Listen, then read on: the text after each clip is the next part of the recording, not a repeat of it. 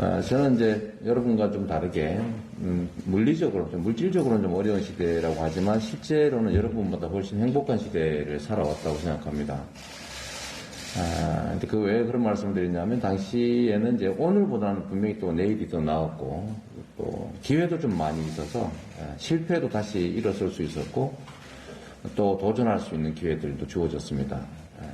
어쩌면 지금은 더 어려워져 버린 소위 개천에서 용이 나는 개천 이동의 사다리도 어느 정도 작동해서 저 같은 사람이 전 새로운 세계로 진출할 수 있는 기회도 있었고 또 그 기회가 또 현실이 돼서 제가 이 자리에 와 있기도 합니다. 근데 지금은 그때보다는 이제 객관적 조건은 현재 상황은 더 나아 보일 수 있는데 제가 생각하는 가장 심각한 문제는 미래가 없다는 것입니다. 과연 오늘보다 내일이 더 낫겠는가? 제 기성세대인 제 입장에서 보면 과연 내 다음 세대들이 나보다 더 나은 삶을 살 수 있을까? 또 그 다음 세대는 또 어떨까? 이런 생각을 해보면 매우 비관적인 거죠. 그래서 미래가 없는 희망이 쉽게 싹 트지 못하는 그런 상황이 사실은 매우 안타깝다는 생각이 듭니다. 지금 제가 그런 표현을 자주 쓰는데 이게 지금 경쟁이 아니라 전쟁이 돼버렸다. 누군가 밀어내지 않으면 내가 밀려나는 그리고 한번 실패하면 다시 일어서기 어려운 이런 세상이 참 가혹하다는 생각을 합니다. 친구는 원래 협력적 경쟁 관계이 돼야 되는데 이제는 이제 경쟁을 넘어서서 뭐 전쟁을 치르다 결국 적이 돼버리는 그런 안타까운 상황도 있는 것이죠. 또 뭐 특히 이제 오징어 게임을 보면 이게 이제 현실을 반영했기 때문에 사실은 이 반응이 높은 것인데 누군가는 편을 먹지 않습니까? 왜냐하면 누군가를 밀어내리기 때문이죠. 그래서 편을 먹어야 되는데 방법은 다양하죠. 세대끼리 편을 먹을 수도 있고 성별로 편을 먹을 수도 있고 지역별로 편을 먹을 수도 있고 여하튼 편을 갈라서 서로 전쟁을 치르고 누군가는 밀려나서 도태되는 거죠. 그런 상황을 극복하는 게 제일 중요하다는 생각이 듭니다. 근데 여러분께서는 저도 사실 자녀들이 있죠. 자녀들이 있고 또 답답한 상황이기도 한데 문제를 해결하는 방안은 두 가지 루트가 있는 것 같아요. 첫째는 그나마 있는 이 작은 경쟁 체계 속에서 이 기회 속에서 이 경쟁의 룰이 좀 더 공정하고 좀 더 과정도 공정해서 결과를 수용할 수 있어야 된다.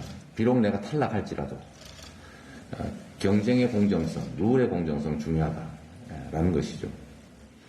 그런데 이거는 사실 현상적인 문제 아니겠습니까?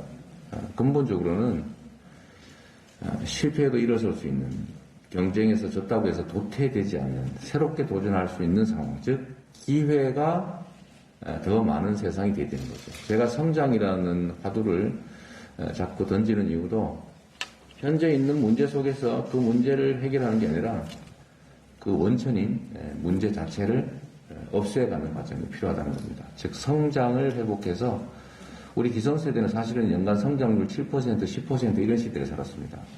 그런데 여러분들은 0%대, 많아야 1%대 시대를 살기 때문에 기회 부족으로 사실은 엄청난 격렬한 고통을 겪는 거죠.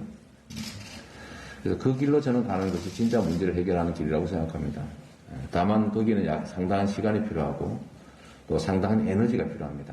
소위 개혁과 변화가 필요한데 여기는 기득권이라고 하는 게 있는 거죠. 공정한 질서를 회복해서 우리가 가지고 있는 자원과 기회들이 효율성을 발휘하게 하는 게 사실은 성장의 길입니다. 역사적으로도 그랬죠. 공정한 시대는 흥했고 불공정한 시대는 망하거나 체제 위기를 겪었습니다. 그래서 이 공정성 회복하는 것이 그런데 문제는 이제 기성체제의 이익을 보는 사람들이 저항하기 때문에 쉽지가 않죠. 두 번째 성장하는 방법은 현재 우리가 겪고 있는 에너지 전환이나 기후 위기, 또 디지털 전환 이런 대외적 요인들을 우리 공동체의 힘으로 과감하게 투자하고 핵심해서 기회로 만드는 겁니다. 어차피 남들도 가야 될 길이거든요. 미리 제시한 질문에도 하나 있긴 하던데 예를 든다면 우리가 탄소 제로 사회 또는 탈탄소 사회로 가지 않으면 우리 기업들이 예를 들면 유럽이나 미국에 진출할 때 소위 탄소 국경 조정세, 탄소 국경세를 엄청나게 부과를 당해가지고 국부가 유출될 뿐만 아니라 국제 경쟁력을 잃게 됩니다. 그러나 우리가 좀 더 일찍 탄소 부담금을 부과해서 유럽 기준을 넘어선다면 우리가 수입하는 데다 탄소 부담금을 부과하고 우리 기업들은 국제 경쟁력을 갖게 되겠죠. 다만 이 과정에서 물가가 오르고 또 산업들이 전환하는데 엄청난 고통과 비용이 따르기 때문에 그에 대해서 국가의 대대적인 투자와 지원이 필요하다.